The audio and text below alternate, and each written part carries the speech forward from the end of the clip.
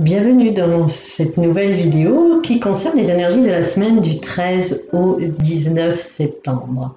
Un format un petit peu pour moi, tout nouveau, mais que j'avais envie de partager avec vous. Je le fais déjà, mais plus par écrit, à travers une newsletter. Et là, c'était vraiment quelque chose qui était inspirant pour moi et qui m'était inspiré de partager cette guidance, je dirais, sur YouTube.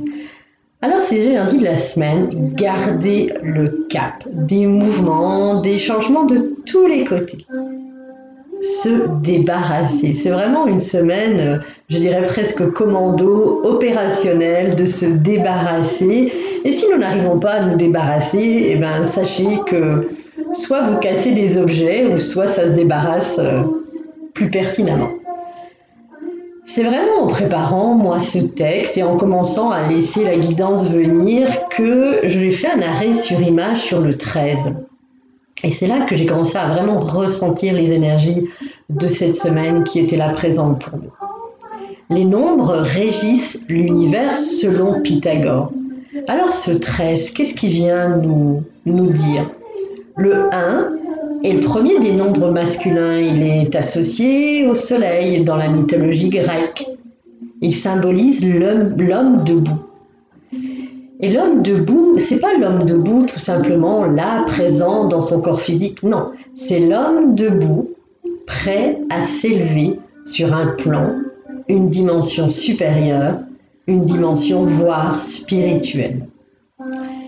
Mais cela à un niveau supérieur. Donc là, on a vraiment une ouverture pour cette semaine en préparation de quelque chose, peut-être que nous commençons déjà à ressentir, car nous sommes déjà dans le mouvement, mais de quelque chose presque, je dirais, exceptionnel. Ce 1, il prend la forme du Do dans la gamme des notes de musique, du battleur dans le tarot, mais aussi de la séphira Keter dans l'arbre de la Kabbale. Et Keter, nous savons que c'est le plan supérieur, là d'où nous venons. Et puis ce 3. Ce 3, il est signe de spiritualité, mais une spiritualité dans sa création. En géométrie, il forme le triangle, symbole de l'harmonie. Il est la note Mi, l'impératrice dans le tarot également. Mais pour avoir le 3, il nous faut le 2. Donc l'équilibre, corps, âme, esprit, se manifeste. Donc vous voyez que c'est une semaine à réalignement, où tous les possibles sont à se réaligner en soi. Avant de s'élever dans cette spiritualité, il est nécessaire de poser, repenser les fondations, les 4 murs d'une maison. Le 3, le chiffre 3, étant le toit. Et si on fait 13, 1 plus 3, nous arrivons aux 4 fondations, aux 4 piliers. Et c'est bien ce que propose ce mois de septembre. Peut-être que pour certains et certaines, les fondations de vie, professionnelles, sentimentales, familiales, s'écroulent. Continuent de s'écrouler. Ou peut-être pour d'autres, se reconstruisent. Alors, quel choix fais-tu? C'est bien cela que cette énergie dans cette semaine est présente à nous poser la question et de répondre. Quel choix fais-tu? Alors prenez, si vous pouvez, après cet audio, le temps de répondre à cette question ou mettez en pause et prenez le temps, 1 à 2 minutes, de répondre à quel choix fais-tu? À travers cette semaine, il y a une invitation à monter au-dessus du bruit. Alors quand j'ai écrit cette phrase en guidant, je me suis dit, mais de quel bruit parle-t-il? Là, nous parlons du bruit intérieur. Vous savez, le brouhaha que nous avons parfois dans notre tête, où notre mental suggère une multitude de scénarios, une multitude d'histoires qui n'ont jamais de finalité, ou qui ne sont pas du tout ce qui a été mis. Donc, vous voyez, le bruit, c'est tout ce brouhaha. brouhaha intérieur, donc de mettre un petit peu sur pause et d'être plus à l'écoute de son âme. Mais aussi, c'est monter au-dessus du bruit des autres cette semaine. Le bruit peut être familial, le bruit amical aussi. Le bruit où on est sollicité de toutes parts à l'extérieur pour telle ou telle invitation, tel ou tel conseil, telle ou telle demande. Tout ça, c'est du bruit. Mais le bruit aussi, quand nous allons, je dirais, au supermarché, il y a énormément de bruit. Et cette semaine, c'est vraiment une demande de s'élever, de monter au-dessus du bruit, à travers les nuages, de s'installer confortablement dans un endroit que nous aimons, qui nous régénère, juste là, à être là, à écouter notre silence intérieur. Et ô combien c'est gratifiant et nourrissant. De toute façon, le trop-plein déborde. Agissez et gardez le cap. Soyez le ou la capitaine de votre navire. Ne laissez personne prendre la barre de votre vie. Et surtout, cessez l'autoguidage par rapport aux événements extérieurs. Sortez, allez vers vous. Cette semaine, mettez en lumière vos aspects de vie et attendez-vous à voir des révélations qui viennent à vous. Révélations de complot, de trahison, de mensonges. Ça viendra à nous, ça nous sera révélé. Parce qu'il est le moment de mettre de la clarté dans nos vies, dans ce que nous voulons, dans ce que nous sollicitons et souhaitons. Rappelons-nous un instant que nous sommes, à travers nos pensées, de fabuleux créateurs et créatrices. Alors, à travers ces révélations qui viennent à nous, dans notre entourage, il y aura aussi ces révélations mondiales. Et ça nous donne la possibilité de reprendre le crayon ou la couleur ou la peinture et d'écrire ou de dessiner un nouveau chapitre de notre vie. Des choses du passé se libèrent, changent, évoluent pour cette semaine, commencent à se mettre en place. Vous allez pouvoir maintenant, nous allons pouvoir nous projeter dans le futur. Mais le futur, c'est déjà maintenant que nous le créons à travers Que choix fais-tu ? Nous avons aussi cette semaine le 18, rappelez-vous, j'en ai déjà parlé dans ma vidéo sur les énergies de septembre. Et c'est une énergie 999. Cette énergie 999, elle nous apporte, dès le 18, un changement radical.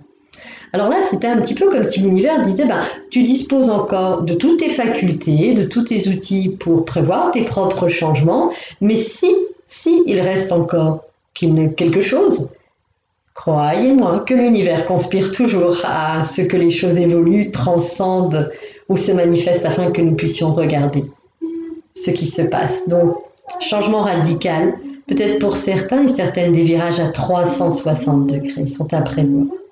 Alors attention aux tensions, même musculaires et ligamenteuses. Certains verront peut-être ce changement radical, pour d'autres, peut-être moins.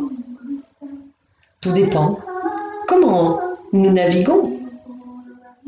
L'énergie 999 est une énergie également de création.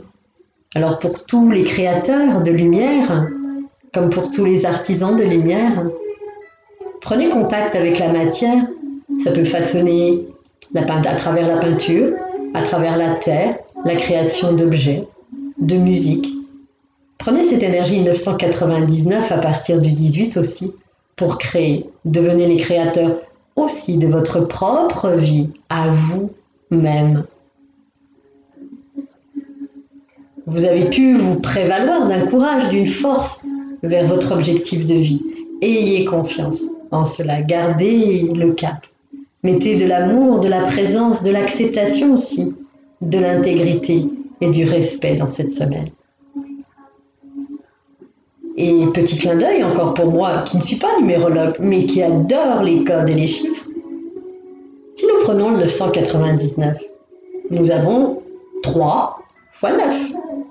qui fait 27. Et c'était 2. Et bien ça fait 9. Nous retrouvons le 3, le 2, mais le 9 aussi.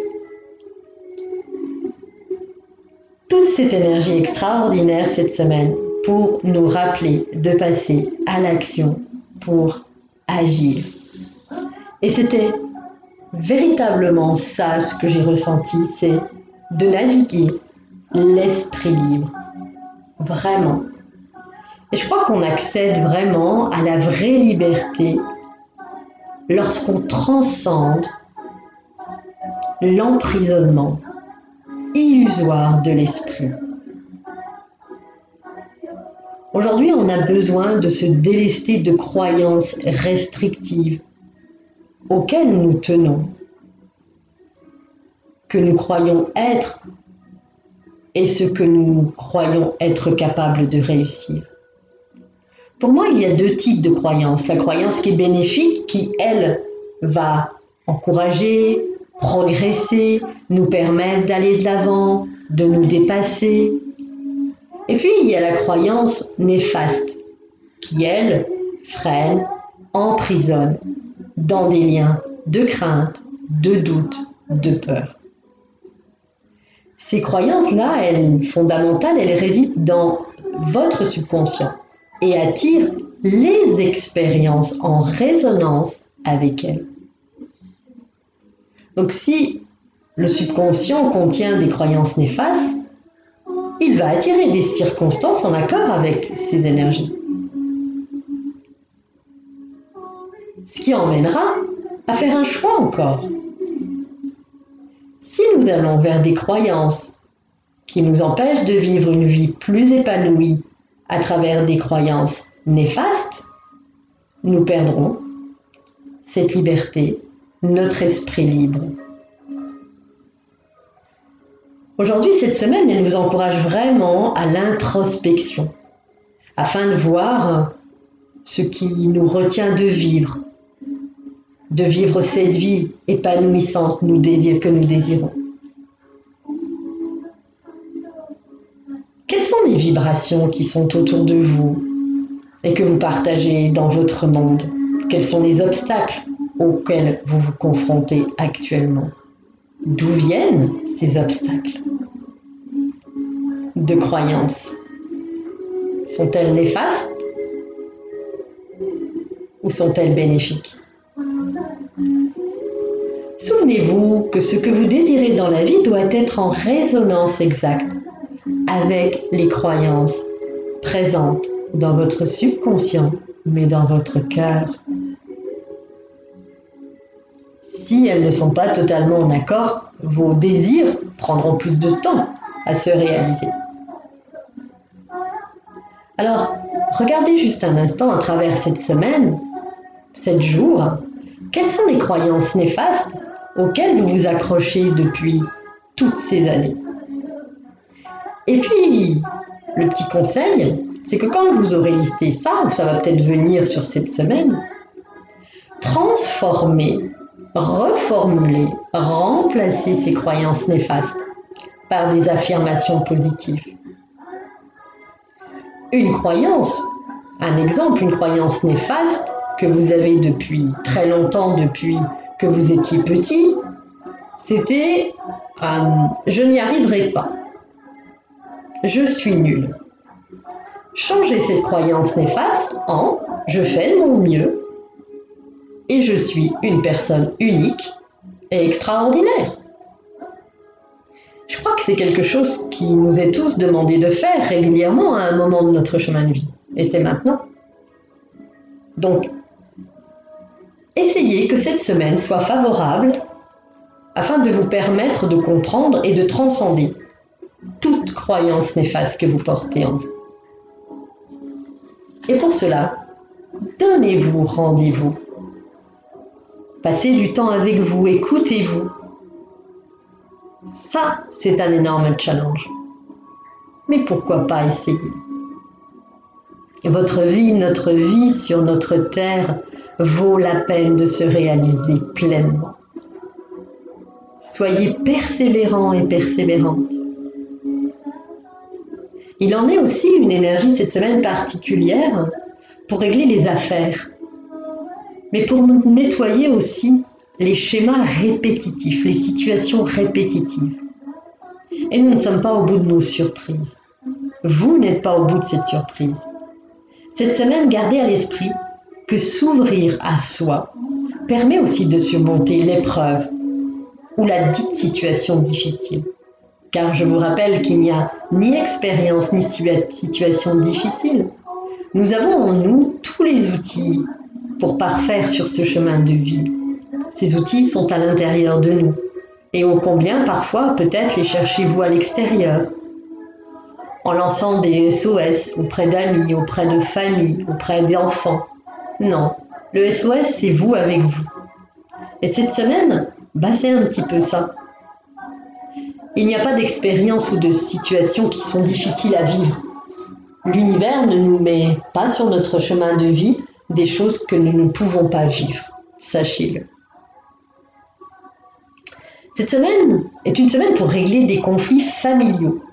Mais les régler non pas avec ce brouhaha mental, mais plutôt avec votre cœur, en mettant l'accent sur vos possibilités de vie à présent. Donc ça, c'est une croyance bénéfique, de reprendre son propre pouvoir. Et puis, à travers ces conflits qu'il faut régler, qui sont des conflits familiaux, ça va permettre de sortir de cette brume un petit peu, de ce nuage, ou des situations qui bloquent, qui reviennent systématiquement, qui reviennent régulièrement. Et ça, surtout avec le côté féminin. Tout ce qui est féminin, tout ce qui est femme, mère, grand-mère, fille, tante, cousine, enfant, femme, ex-femme. Ces conflits, s'il y a des conflits familiaux, il faut vraiment régler ça. Alors si vous êtes un homme, ça sera avec les femmes. Et si vous êtes une femme, ça sera quand même avec les femmes. Et ça, c'est important. Vraiment.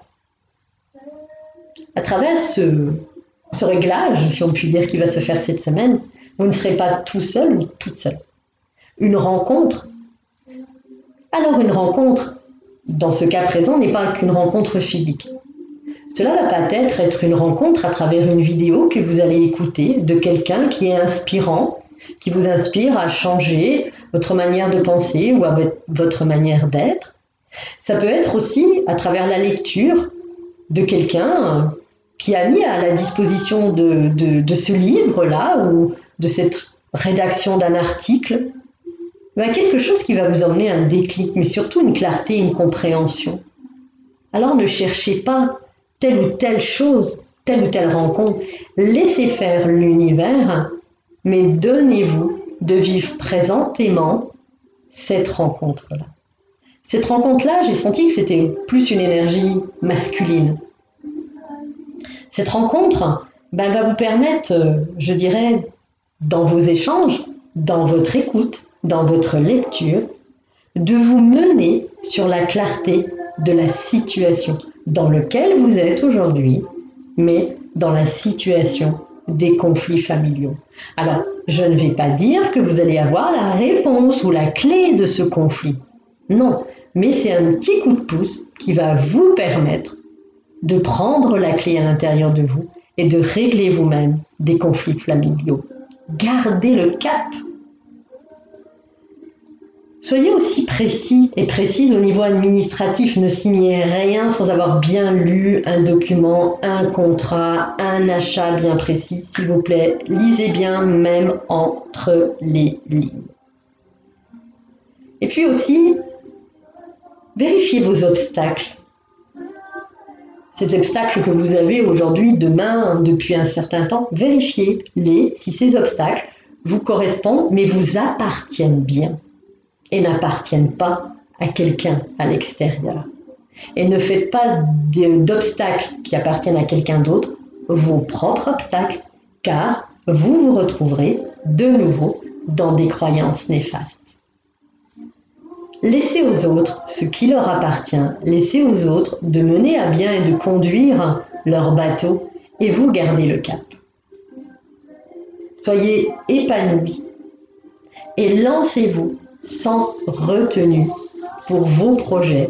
Accueillez le positif, toute chose est positive. Ayez le sourire, même si la situation vous paraît dite néfaste, ce n'est qu'une croyance erronée.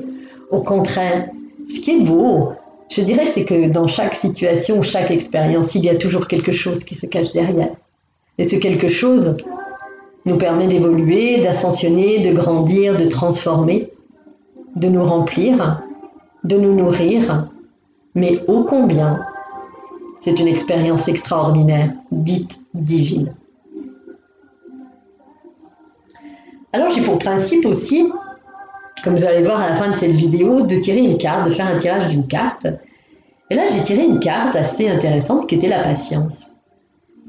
Et j'ai écouté qu'est-ce que vient nous dire cette carte. Et la première chose, ce qui est assez surprenant avec du recul, c'est que je l'ai pris à côté d'un papillon. Papillon de la transformation, de l'envol aussi, de la transformation, de la mise en lumière. Quand le papillon sort de son cocon, eh ben, il prend le large aussi à sa manière. Et puis cette carte, petit clin d'œil, c'est le 25. 5 et 2, 7. Nous voilà encore avec ce chiffre 7. Et puis c'est cette sagesse que dégage cette carte, cette patience. Qu'est-ce que c'est que la patience? Pourquoi devons-nous être patients et patientes? Parce que souvent nous naviguons, je dirais, vers des objectifs, des buts ou des réalisations de transformation en allant toujours plus vite, plus vite, plus vite, plus vite. Et nous sommes dans ce genre de société aujourd'hui, plus vite, plus vite, plus vite, plus vite. Et cette carte, elle nous dit pour cette semaine d'être patient, de ralentir et d'apprécier le moment présent. Donc même si vous avez le désir d'atteindre rapidement tel ou tel objectif, il est vraiment demandé cette semaine d'aller doucement et de ressentir la magie chaque jour. Chaque jour est un jour nouveau, une toile blanche que nous avons la possibilité de peindre ou d'écrire. Et si nous le faisons à travers cette magie qui est à l'intérieur de nous, d'être des créateurs et des créatrices, croyez-moi que la saveur, le goût, la lumière de nos journées seront complètement différentes. Chaque pas que nous faisons contient des leçons, des enseignements. Peu importe quel pas nous faisons pour entrevoir, regarder, voir, toucher la lumière. La lumière qui est en nous. Donc si nous sommes trop pressés et que nous voulons réaliser à une vitesse exagérée nos rêves, nos buts, nos objectifs, nous risquons de passer à côté de moments transcendants, à côté de moments extraordinaires de la rencontre avec soi et des autres. Ces moments, ils sont là pour nous enrichir, pour illuminer notre vie, pour illuminer notre regard et notre cœur. Ils sont là pour nous enrichir, pour transformer notre âme. Donc si on néglige ou qu'on rejette les leçons, les enseignements de chaque étape, et si nous nous précipitons, je dirais, vers nos buts, il se peut que ce que nous désirions à travers ces buts ou ces objectifs n'est pas le résultat final de ce que nous avions escompté. Et peut-être qu'à travers ce que nous souhaitons atteindre rapidement, on peut tout perdre aussi, à cause d'obstacles complexes et imprévus qui viendront cette semaine. La patience, c'est la patience avec soi, la patience de la réalisation et de la transformation. Chaque étape est une étape qui consiste à œuvrer à travers cette patience, mais aussi de la garder. Si nous ne sommes pas patients, vers ce quoi nous cheminons avec exagération et rapidité risque de nous épuiser. Et c'est bien là. Ce qui arrive à certains et certaines, c'est d'être épuisés, d'avoir voulu des changements rapides, d'avoir voulu tout revisiter. Et c'est pas forcément bon. Chaque étape nous apporte des leçons, telles que la force, la sagesse, la compassion, la compréhension, la patience, qui permettent à notre âme de grandir. Si nous passons à côté de ces leçons, de ces enseignements, tels que la leçon de la patience, nous allons affronter l'adversité et nous allons pouvoir l'affronter avec patience, délicatesse, si nous restons pas à pas en harmonie avec cette patience.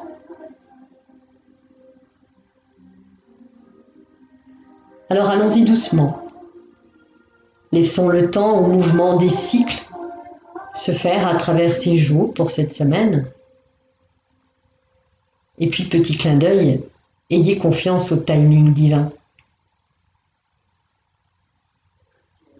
Faites un pas après l'autre. Et accueillez les opportunités et les cadeaux qui vous sont offerts plus que jamais. Je vous souhaite de passer une très très bonne semaine. Et je vous dis à très bientôt. Namasté.